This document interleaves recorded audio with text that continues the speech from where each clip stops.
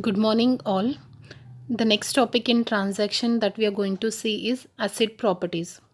See, before going to asset properties, we'll see what is a transaction. See, a transaction is considered to be a logical unit of work or an action or series of action that is being performed by an user or an application programmer. So that is a transaction. So transaction can be used for doing read and write operation. So in order to maintain consistency in a database before and after the transaction, certain properties that it should follow, those are asset properties. See, to maintain consistency on your database before and after the transaction, certain properties it has to satisfy, that is your asset properties. So these properties we'll be seeing one by one. So we'll see briefly what is atomicity. See, atomicity here means the entire transaction take place at once or doesn't take place at all. That is called as atomicity. The entire transaction will be taking place or else doesn't take place. That is 1 or 0 rule. Either the transaction will take place or no. Next we'll see what is consistency. The database must be consistent before and after the transaction. The transaction, see, a database will be in a consistent state after performing all the transaction. Also it should be in a consistent state, that we need to guarantee here. So that is consistent. Next we'll see what is isolation. Isolation here means multiple transaction occurs independently without interference with other transaction. That means multiple transactions are taking place at once without interference with other. All the intermediate transaction should go. All the intermediate transaction should happen like an hidden transaction. Suppose if we are booking any Tatkal ticket also, so all the transactions will be taking place at once only, but all the other transactions will be hidden from one transaction. Like transactions will be like I1 to IN. So all these intermediate transactions should be hidden from each other. That is, all the transactions should go concurrently. All these multiple transactions occur independently without any interference. That is an isolation. Next we'll see what is durability. See here, durability means the changes of a successful transaction occurs even if the system failure has occurred. See, durability here means whatever changes you have done to your intermediate database that if it is commit only, you'll update it on your disk. If it is not been updated on a disk, then your disk data will not be altered. That is, it will be durable. So further we'll see again this durability.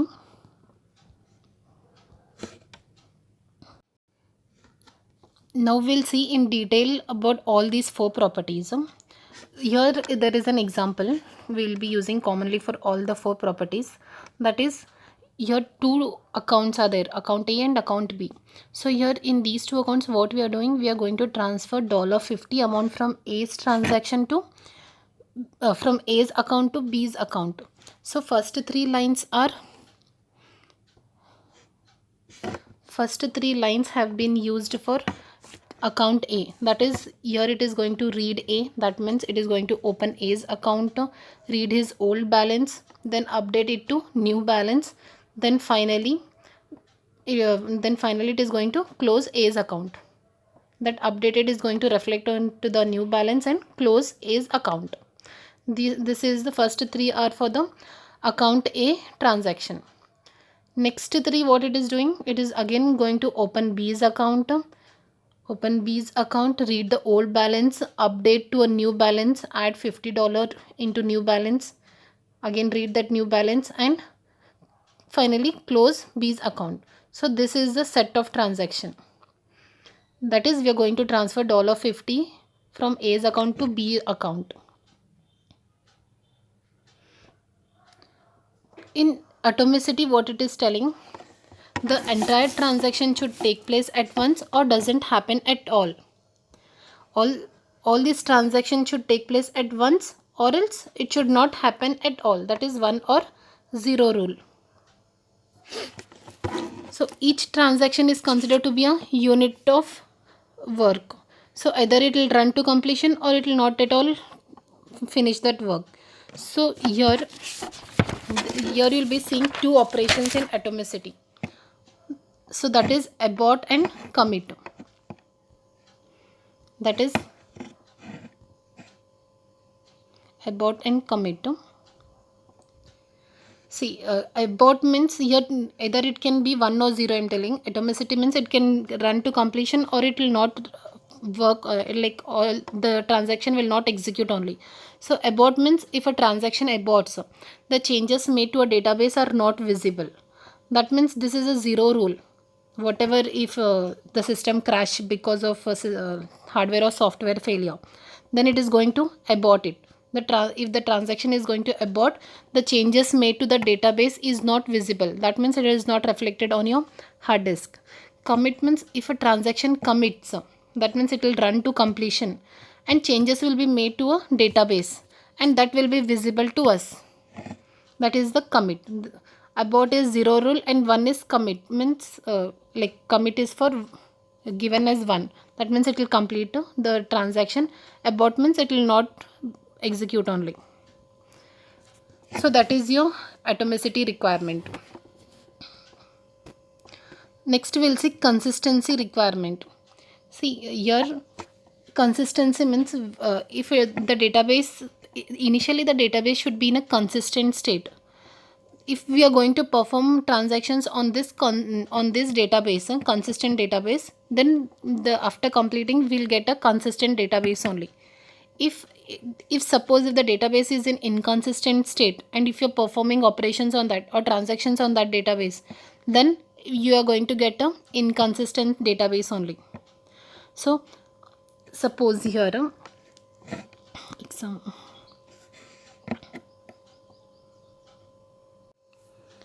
See, consistent requirement we can see here in the above example. No? Here the transaction is happening between there is a set of transaction T1 and T2. That is we are going to transfer $100 amount from X account to Y account. So that means $100 should be reduced from X account and $100 should be summed up in Y's account. So here the consistency requirement, what it is going to include, the transaction must see a consistent database. Initially the database should be in a consistent state. Before in consistent means the account X should have some amount to deduct and also like minimum it should satisfy the account policy. Like minimum it should have some amount in X and Y. So it should be in a consistent state and during transaction execution the database may be temporarily inconsistent. Why it is telling temporarily inconsistent means, see in middle also if it is entering, the some amount will be deducted and between these two transactions T1 and T2 you might not get the same amount before and after. See, take an example. Before X is having 500 and Y is having 200 amount. So if you sum up 500 and 200, that is total before T occurs, you are going to get $700. Similarly, total after T occurs, after the transaction, if all the transaction has been executed, that is deducting $100 from X account and adding up to Y account. That also if you sum it up, you are going to get 700. So that means 700 before was there and later also you are having $700 only.